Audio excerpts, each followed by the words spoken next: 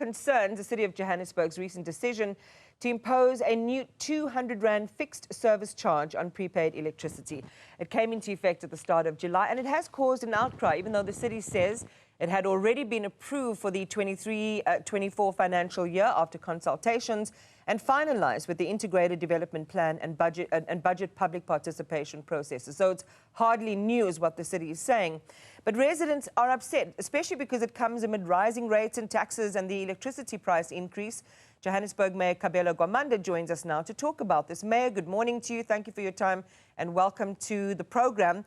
I've heard you on various platforms since this has become an issue, and you've obviously been interfacing with the reaction of residents here in the city. Do you relate to the anger and dissatisfaction of residents in the city? People are saying they just cannot afford this extra 230 Rand burden monthly. They're already straining under the weight of rising costs. Do you think they're justified? Good morning, Iman, and good morning to the viewers. Look, the city of Johannesburg, we are always, I don't want to say sympathetic, but we are always considerate in terms of the impact that decisions that council take, that it would have on our residents, and I can understand the backlash that we are getting from the communities out there.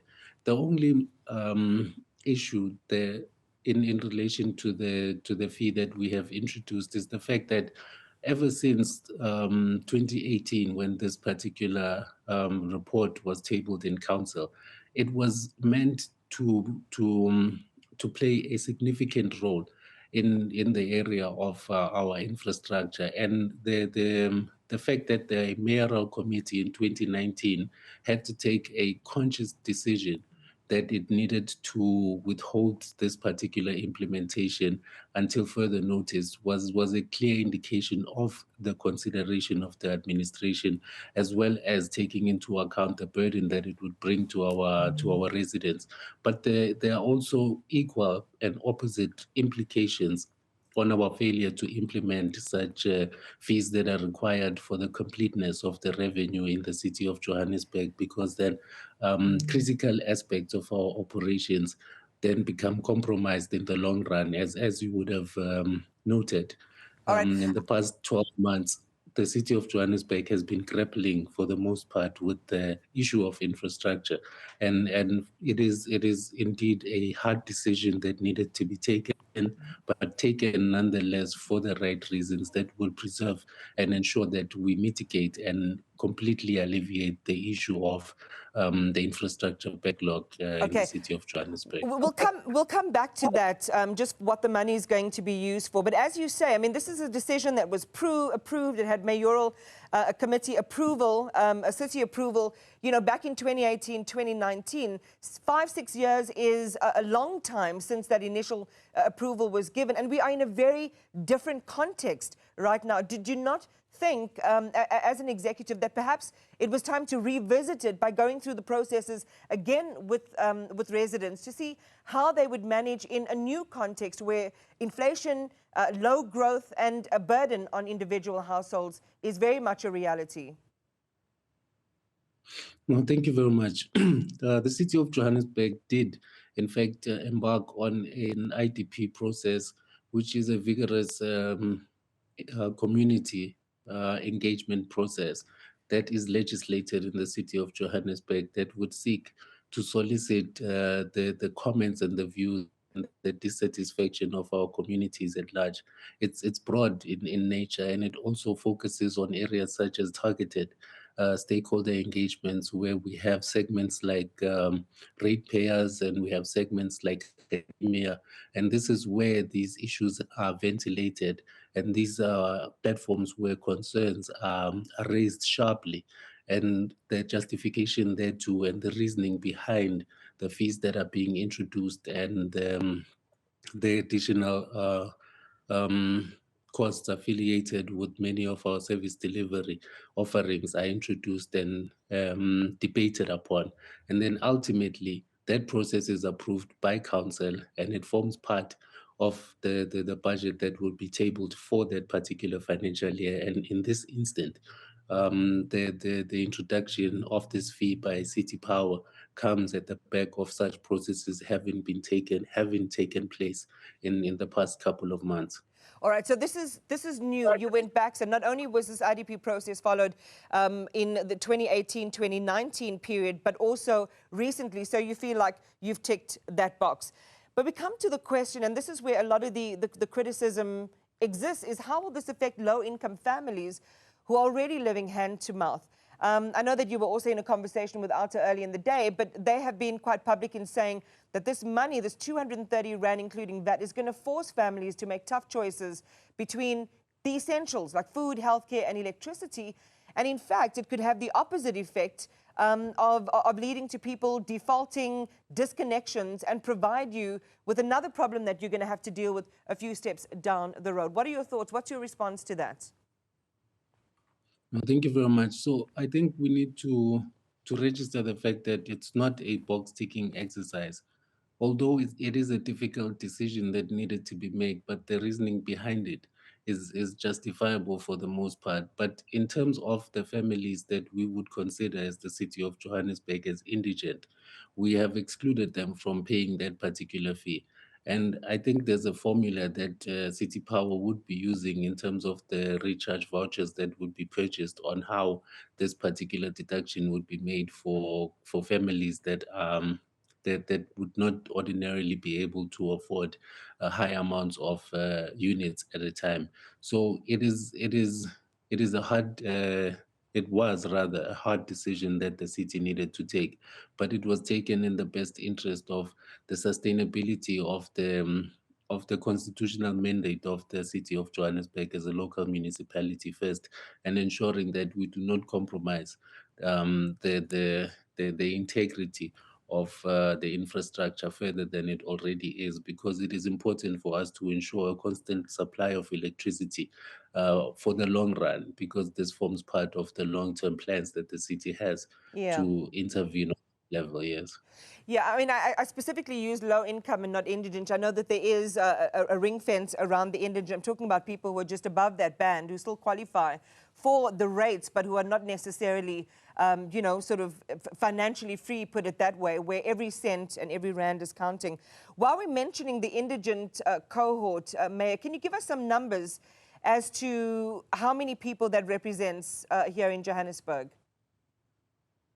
Well, I wouldn't be able to give you a number, and I know that Alta has been citing certain disparities that they perceive to be a true reflection of what we are confronted by. But the indigent registry in the social development department, I think, well, I'll have to try and get you that number. But every resident, and it's not just those that are limited to informal settlements, we have brick and mortar structures of families that live in affluent areas that equally qualify for this particular cohort of the indigent in the city of Johannesburg. And the fact that we receive subsidies that we do not subsequently trickle down to the respective beneficiaries is in fact um, um, unjustified. That's not true, because for us to be able to access any subsidy, it has to be aligned or linked to a particular beneficiary. So the city of Johannesburg has those beneficiaries that it accommodates. And I think revenue has also got a wide number of subsidies that it has in place.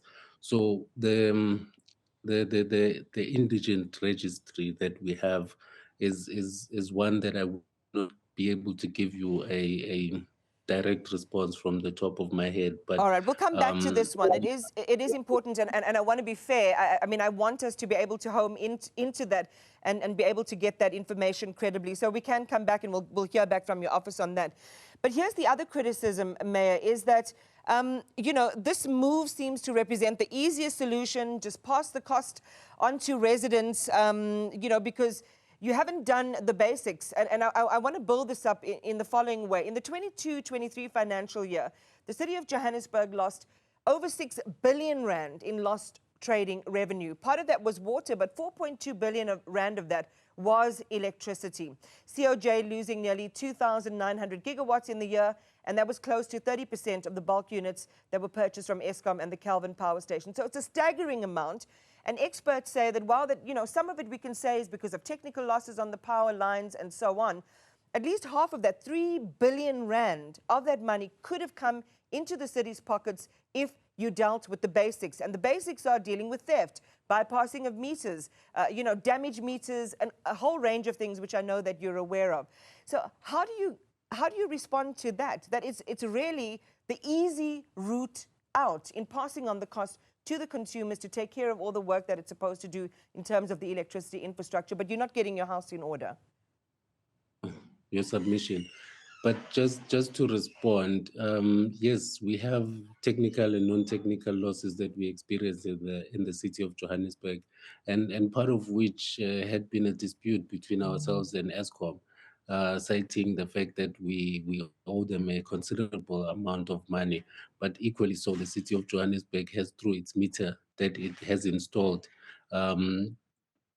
noticed or discovered the fact that we have been overbilled, which contributes to the technical losses that I had alluded to. But in the previous financial year, in collaboration with the provincial sphere of government through the Department of COGTA, City Power had entered into a working relationship that would enable us to expand our expertise to other municipalities. And one of the programs that we had introduced was the concept of microgrids. Microgrids are solar-powered power station that focus on the low-income earners, or rather the solution that we as the city of Johannesburg has proposed to insulating informal settlements that would contribute a significant amount of some of the non-technical losses that we experience in the entity itself, so that we can be able to provide the electricity from a different source that is solar powered. We have in the past financial year put in place like such mechanisms to ensure that we deal with the issue of the non-technical and technical losses. It's a difficult area for us to completely eradicate, because as you would know, informal settlements mushroom on a daily basis. But in our electrification program that is funded by conditional grants, we are introducing that as a solution so that we can be able to save the much needed finances and be able to stabilize the finances in the entity as well, and curb the issue of illegal connections by this particular sector. But equally so, we have embarked on a campaign to address the illegal connections, and you'd be surprised that some of the leafy suburbs within the city of Johannesburg are in fact some of the biggest culprits. And you'd also encounter the fact that the estates, I don't want to make mention of names, but they owe the city of Johannesburg a considerable amount of money in And what regards percentage of the debt it. does that represent? And why aren't you enforcing collections then? We are, as I've alluded to, the fact that we have embarked on a program that seeks to exactly uproot that particular discomfort that we experience as a result of non-payment of services. We are doing it as it is. There's a wide range of outcry as well in that particular area. But again, it is a decision that we have to take on behalf of the city of Johannesburg All right. to ensure that we stabilize its finances. Thank you for your time this morning. Appreciate it. That was Johannesburg Mayor Kabelo Gwamanda. Still ahead, we'll talk to Julius Kleinans from Alta on this decision by the city of Johannesburg.